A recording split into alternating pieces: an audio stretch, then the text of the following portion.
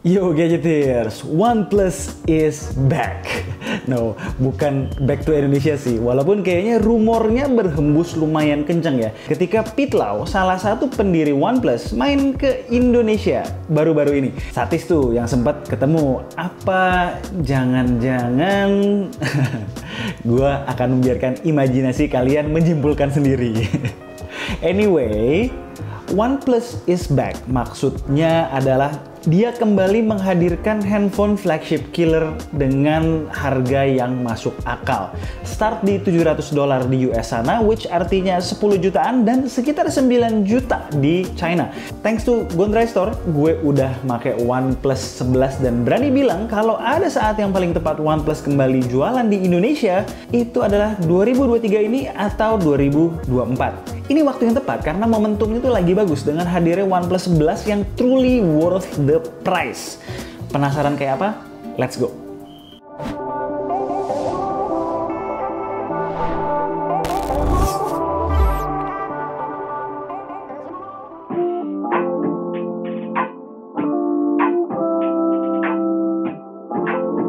OnePlus 11 5G.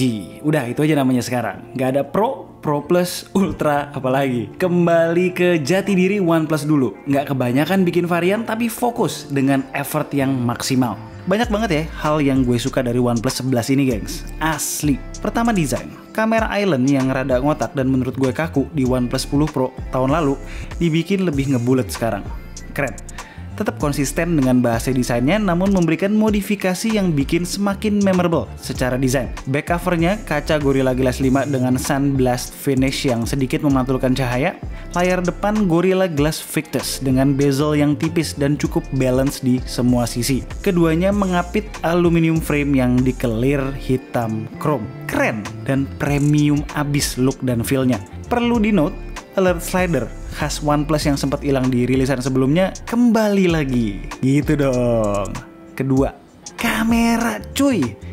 Kameranya tuh bagus. Main kameranya di beberapa situasi bisa lebih bagus daripada daily driver gue si S23 Ultra. Terutama soal warna yang lebih natural dan night mode yang lebih konsisten.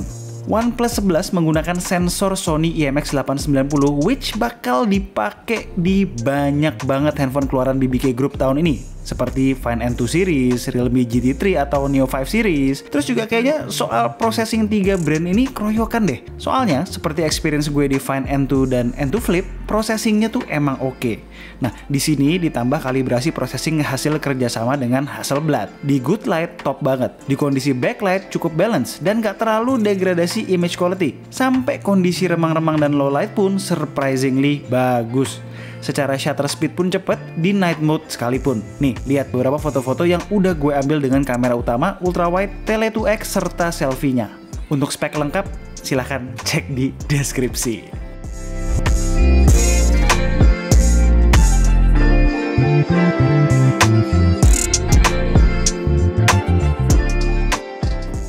Untuk perekaman dari kamera utama di belakang maksimalnya bisa 8K. Tapi memang maksimalnya itu FPS-nya di 24, belum 30. Tapi nggak apa-apa. Yang gue suka IAS gyro-nya itu bekerja dengan maksimal. Jadi footage-nya itu seperti yang kalian bisa lihat ini stabil banget. Kemudian tentu karena udah 8K, tajam. Dynamic range-nya juga balance dan warnanya itu nggak lebay. Tetap eye pleasing, tapi nggak terlalu natural. Nice. Ya tentu kalau mau result yang lebih optimal, resolusi 4K 60 fps-nya selalu bisa diandalkan. Punya karakteristik yang mirip dengan resolusi 8K-nya. Ya buat perekaman dari kamera selfie-nya expected lah ya, 1080p. Dan pastikan nyalakan fitur stabilisasinya kalau kalian mau footage yang paling stabil dari kamera selfie-nya. Kualitas gambar dari videonya kurang lebih mirip dengan karakter basic yang ada dari perekaman video di kamera belakang. Tapi kalau kalian punya ekspektasinya bisa ngerekam video selfie kayak S23 Ultra, ya masih kejauhan. Ketiga nih, performanya. Gini, ini bukan pertama kali ya gue nyobain Snapdragon 8 Gen 2, jelas. Tapi ini one of the best implementation of SoC flagship Snapdragon ini. Benchmarknya tuh gile, gamingnya juga mantep. Dengan championship mode gue nyalain, which artinya nyalain ada sepaket optimization gitu, main Genshin Impact 20 menit, FPS-nya hampir stabil di 60 FPS. Serta, ini yang penting nih, suhu internalnya cuma 37-38 derajat. Ya, ini gue main di ruangan AC sih ya, yang suhunya 23-25 derajat. Tapi hasil ini tetap bikin gue bingung. Xiaomi 13 Pro aja di kondisi yang sama nyampe tuh ke 40 derajat. Nah, gue nggak yakin ya apakah ini berkat optimization via championship mode tadi yang dilakukan oleh OnePlus atau berkat Cryo Velocity VC cooling system yang dibesut oleh mereka. Tapi for sure gue menikmatinya. Gaming mantep, dipakai daily juga ya pastinya aman sentosa ya secara suhu maupun performa. Lanjut keempat nih, charging speednya 100 watt cuy yang unit China ini. Kalau unit global dapatnya 80 watt. Ngecas baterai 5000 mAh-nya butuh waktu sekitar 23-24 menit lah. Terus baterainya ya irit juga, 6,5 jam sampai 7 jam screen on time itu easy banget dalam waktu sehari. Gimana? So far seru dan asik ya experience yang ditawarkan oleh OnePlus 11. Seru dan asiknya ini makin pol lagi ketika gue tandem dengan Live On sebagai provider internet di handphone ini. Banyak hal yang bikin gue betah menggunakan Live On. Kuota gue di Live On gak pernah hangus. Soalnya kuota kita bakalan diakumulasi ke bulan berikutnya berkat adanya fitur data rollover. Bahkan sampai 1000 giga. Gue sih ya gak pernah nyampe segitu ya, karena kuotanya kepake terus sama gue. Gimana nggak, internetan di Live On nggak ada limit berdasarkan ini itu, aplikasi, waktu, dan lain sebagainya. Ya intinya kuota kita berlaku umum sebagai satu kuota besar. Terus di saat urgent, kalau kuota habis pun gue nggak perlu keluar duit buat dapetin kuota emergency. Justru langsung dikasih up to 3 giga sama Live On. Pengertian banget kan Live On. Intinya nggak ngeribetin nih di saat genting. Enak kok pakai Live On, cobain aja dulu, nanti pasti ketagihan. Proses beli sampai aktivasinya juga udah online semua, simple. Cek linknya di deskripsi. Enjoy. Kelima, fitur-fitur perintilannya nih. Vibration motornya yang mantep, flagship grade, terus stereo speaker yang kenceng, bulet, dan masih berasa bassnya. Nih, dengerin bentar ya.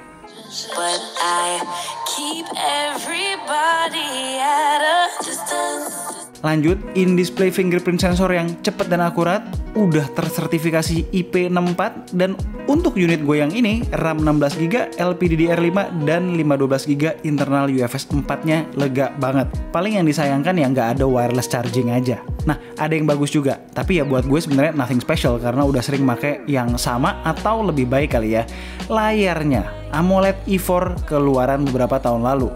LTPO3, resolusi QHD+, 120Hz refresh rate, ya overall sih bagus ya, flagship grade, walaupun bukan yang terkini. Secara real experience yang paling berasa adalah screen brightness-nya kurang bisa ngelawan kalau di bawah matahari terik. Dan terakhir yang menurut gue biasa aja adalah OS-nya. Walaupun aslinya unit China, unit gue ini sebetulnya datang udah terkonversi ke Oxygen OS. Namun gue harus balikin ke Color OS, karena konversi Color OS ke Oxygen OS sepertinya belum sempurna dan menghadirkan beberapa bug. Contoh main Genshin Impact nggak bisa 60 FPS atau suka crash di beberapa app. Sulit buat gue review dalam keadaan begitu, so balik lagi deh ke Color OS. Toh sebetulnya Color OS, Oxygen OS, Realme UI podoai sami mawon.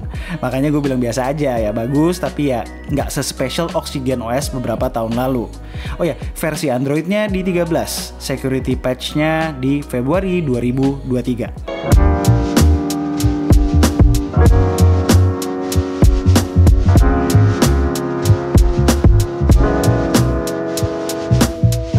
OnePlus 11. Seperti yang kalian perhatikan dari tadi, gue nyebutinnya kebanyakan bagus-bagusnya doang.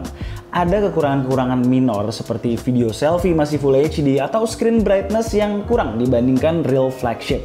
Cuma rest of the phone memang seriously bagus. Gue selalu berhati-hati ya menggunakan kata ini, tapi minimal gue bisa bilang OnePlus 11 nyaris sempurna di segmen harganya. All-rounder.